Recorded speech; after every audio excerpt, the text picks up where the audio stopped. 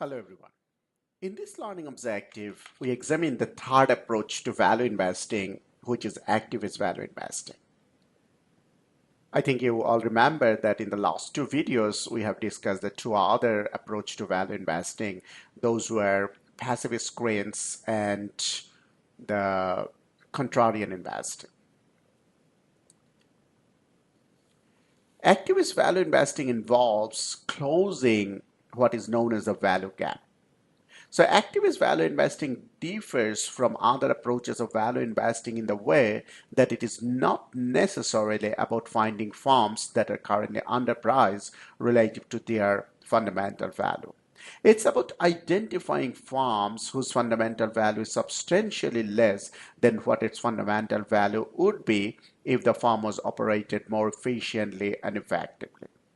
So activist value investor will engage in some sort of takeover of the business, and often it will be a hostile takeover where they will take a controlling interest in the firm and then use that controlling interest to push through significant changes to incorporate best practices so that then the firm becomes more effective and efficient to increase its fundamental value, therefore also increases its market price.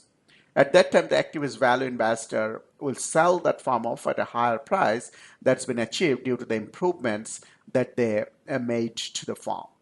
So basically, activist investing is about engaging in takeovers of poorly managed firms and seeking to improve value. There are a range of different ways within which an activist value investor will seek to improve the firm and to create greater efficiency. The first of those is redeploying assets.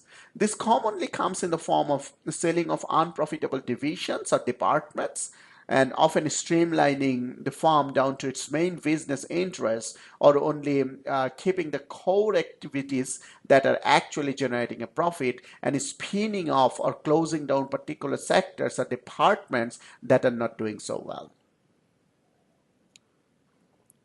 Another approach that is often adopted is changing the capital structure and the dividend policy. So activist value investor will often use a lot of leverage or borrow a lot of money and thereby changing the balance sheet and using that funds to make changes to the firm.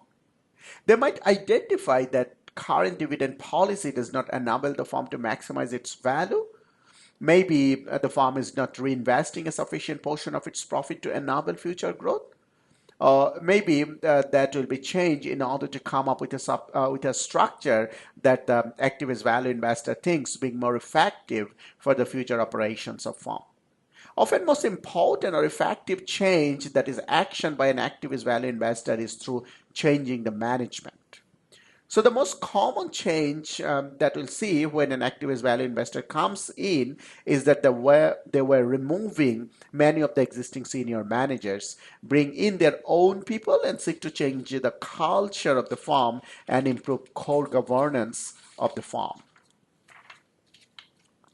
Those new managers will basically be participants who enact a lot of changes and bring in a lot of new processes and systems that are going to improve firm and therefore resulting in a firm that run more efficiently and effectively.